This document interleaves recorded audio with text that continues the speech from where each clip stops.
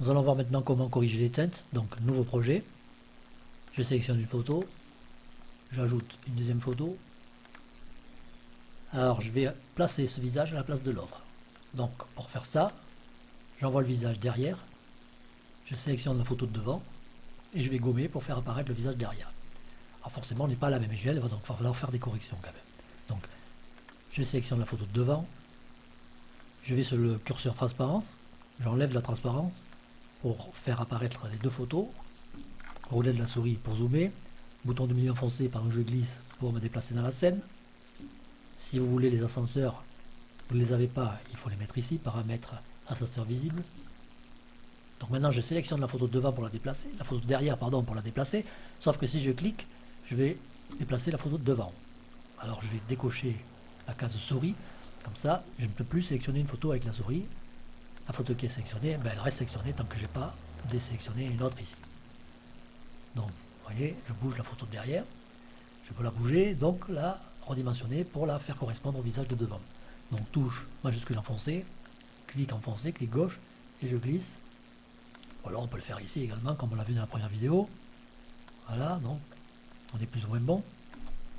Ah bon, il ne faut pas chercher la perfection maintenant, il faudra le terminer exactement avec plus de précision à la fin. Donc, par contre, là, ce que je peux faire déjà, c'est pivoter les yeux un petit peu vers la gauche.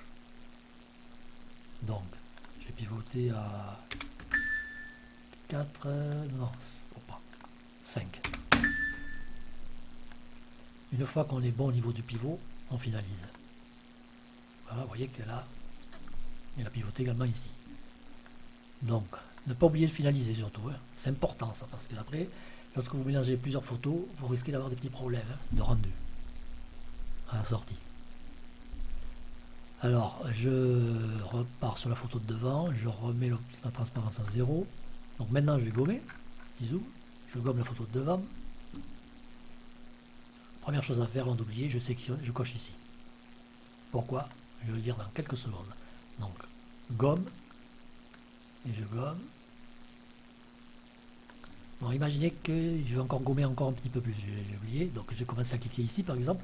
Donc, en l'occurrence, je vais gommer, je vais cliquer sur une partie transparente, et vous savez que par défaut, si je clique sur une partie transparente, vous voyez qu'ici, elle est déjà gommée, je vais aller sélectionner la photo de derrière. Donc, je vais cliquer, qu'est-ce qui va se passer? Je vais aller gommer la photo de derrière.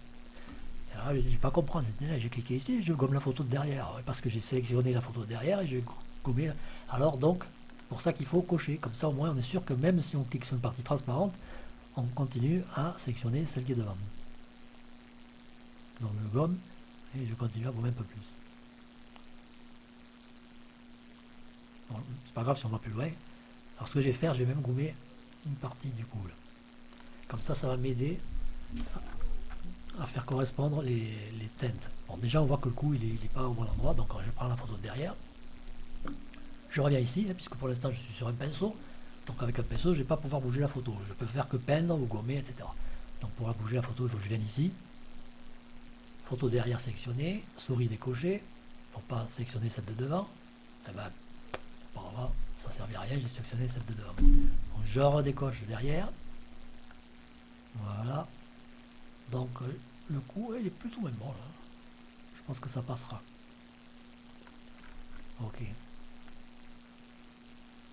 Par contre, l'idéal, ce serait qu'il va mettre un peu ici. Donc je vais peut-être augmenter un petit peu.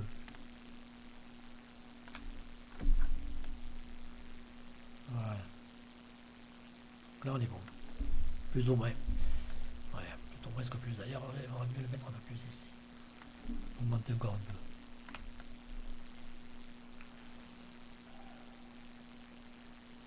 Voilà. Donc on est bon. Maintenant, on va corriger les teintes. Alors ce que je vais faire, je vais gommer encore un petit peu. Comme ça, vous allez voir que ça sera encore plus simple pour corriger les teintes. Je sélectionne ici.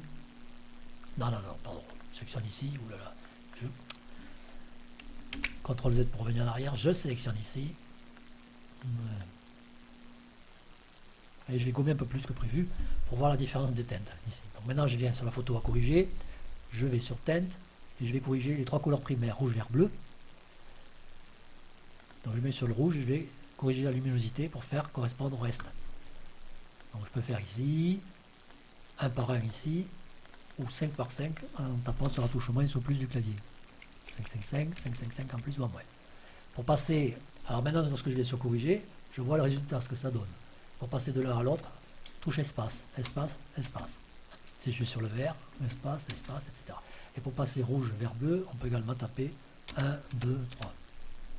Espace pour aller sur le corrigé et original ici. Ok. Alors maintenant rouge, alors modifier.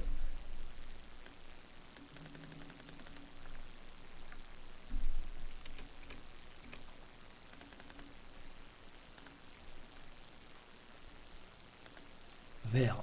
Il vaut mieux faire les trois déjà d'emblée avant d'aller corriger par corriger sur chacune parce que sinon ça va pas être bon forcément. Là j'appuie sur la touche moins du clavier pour aller de 55. Bleu. Touche moins. Ça va plus vite. Et là je peux régler plus fin. Ici par exemple. Corriger. On va peut-être diminuer un petit peu de rouge encore. Alors j'ai tapé un moins pour aller moins 5. Espace. Espace. Encore moins. Espace. Espace. Moins encore. Espace. Espace. Encore moins. Non, là par contre plus. Voilà. Donc on est plus ou moins bon là. Ok, vous voyez que ça correspond bien. Regardez l'original. Corriger. Et est-ce qu'on est bon, on clique sur OK ou touche entrée pour valider. Et si je reviens en arrière, donc je reviens avant, OK. Donc maintenant qu'on est bon, ben, je vais restaurer les parties que j'ai effacées en trop ici. Donc restauration. Je diminue mon diamètre.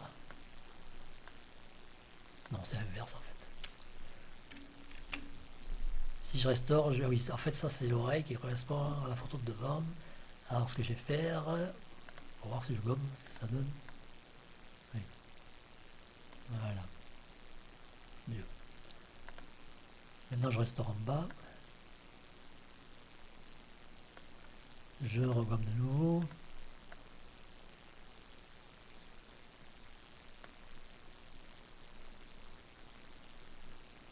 Un petit coup là, non? Un petit coup de restauration. Ici. Un petit clic. Bon, mais on est plus ou moins bon. Alors, je reviens ici pour voir ce que ça donne. Non, non, non, non. CTRL Z pour revenir en arrière.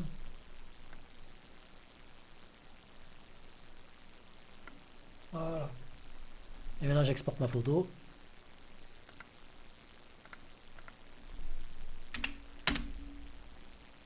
Voilà. Donc, original.